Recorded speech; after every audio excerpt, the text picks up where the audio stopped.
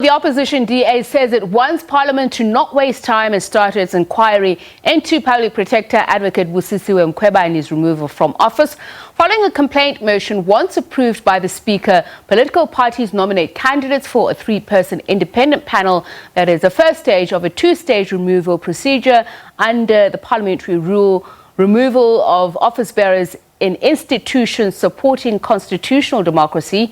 Adopted in early December 2019, the rule sets out a 17-step process that may end in the constitutionally required two-thirds vote in the House to remove a public protector. Lebohang Pheko is Senior Research Fellow at the Trade Collective. She joins us now to talk about this.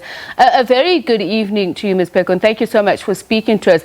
As I just mentioned, will this procedurally complicated exercise be worth it in fixing what is believed to be wrong? And is there consensus on what effectively is wrong? So basically, this is really about political accountability, and this encompasses a whole range of mechanisms and instruments, including the judiciary, and of course, including the public protector. So courts and the Chapter 9 institutions have been extremely instrumental in enforcing the rights and the constitutionality of our democracy, such as it may or may not be.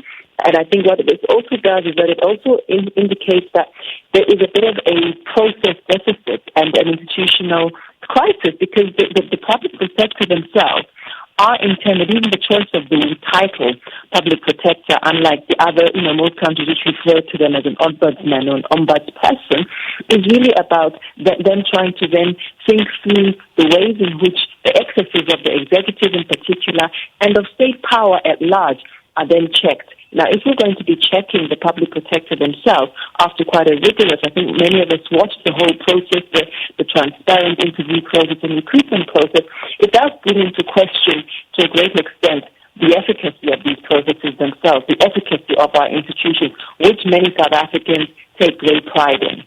And I want to talk about the efficacy of our institutions in the South African Reserve Bank investigation, the matter that found personal costs against the public protector, the justices Khampepe and Turon. One of the things that they said when they explained why they were doing this is because they said that it was in light of institutional competence. So as you're talking about our institutions themselves, so in this case, the seeking to remove the public protector, is it because of an individual and her application, understanding, interpretation of the law and her duties, or is it the institution's competence that is in question?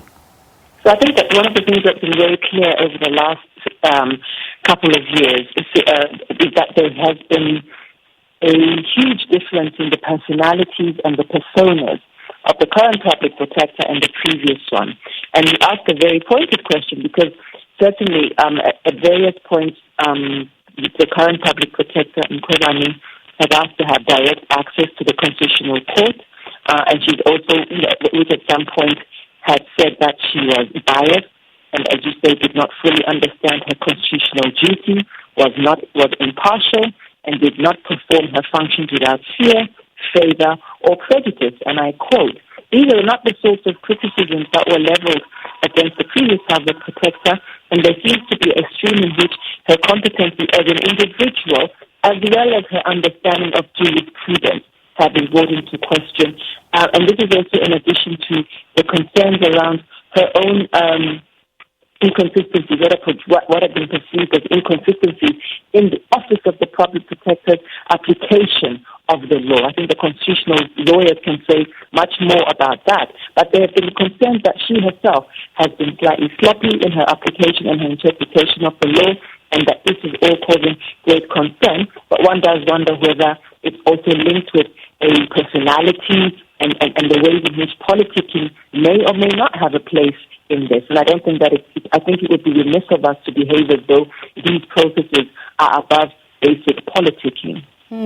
So to the point that you had made in conversation earlier, so this process that we're about to undertake then as a country, will it rehabilitate the system, as it were? Because I'm wondering what are the implications of using the Constitution, to get rid of someone who's charged with this enormous task that the Public Protector is. Won't that have a domino effect on other things that she's undertaking?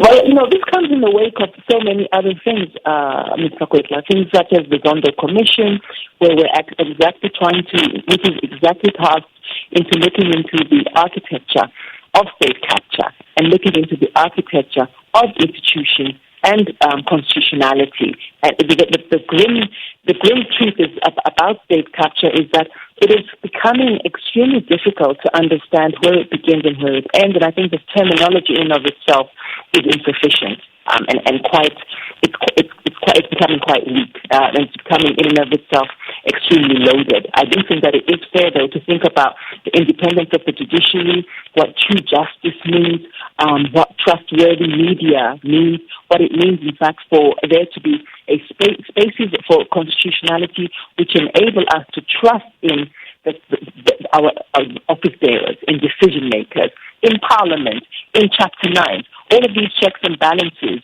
which have been put in place to avoid the kind of quasi-crises that we seem to be in at the moment. And I wouldn't call what we are in a crisis. I would actually call what we're in right now an important moment to rehabilitate and to excavate public confidence in these sorts of processes. Things like even the appearance of the idea that a former state president, for example, can potentially appear in court and can potentially appear at the Zondo Commission carries massive significance for the country. It carries massive significance because in many respects it is a reenactment of the democratic rights of public participation. It's also a reenactment of the constitutional social contract. It's also a reenactment of the really important foundations of the state and really trying to then rethink what the state actually is. And lastly, to say that this is also a moment for the country to decide once and for all, particularly those within the ANC, whether it is government, whether it is party first or country first. And that was going to be my next question, that is it going to prove to be politically tricky? I did mention that a 2/3 majority in the House will be required. So will it do just that, conflate party and state? And I'm also interested to find out whether or not, as public representatives, deviate from this mandate, deviate from this social contract, this social democratic or constitutional contract, whether these abuses have actually begun to then illustrate that, when we see the impact, the repercussions of these abuses on the popular citizenry, on social movements, on popular struggles that are happening across this country all the time. I mean, we call them, and I've said many times that I think calling them service delivery protests is very lazy. It's a much deeper demand for constitutionalism, for liberatory promises. It's a much deeper demand for complete citizenship, for complete enactment of this social contract. When we look at the ways in which perhaps the bearers and the symbols and the emblems of these processes, the emblems of the social contract, like the Office of the Public Protector, like the many commissions that have been put in place, they should serve as a framework for us to remember a strong and capable state institution, but also to remember that strong and capable states do not happen in a silo. They do not happen in a vacuum. States are dynamic organs. They are dynamic entities and phenomena which are the representation and the sum total of us. Right? So when whether it's through Twitter, whether it's through mediums such as this, whether it is through social movements, whether it's through academic writing, however this is manifested, whether it is through so-called service delivery protest, industrial action, we should remember that that is part of building the state. That is a reflection of the state. Those tensions, help us to remember that this state is alive and it is vibrant, and it is only when there are great authoritarianism and autocracy we become worried when those expressions of statehood, of citizenship, I'm afraid we have run out of time, but thank you so much for speaking to us, sharing your insights with us. Lebohang Pheko is Senior Research Fellow at Trade Collective, and still to come in the next hour.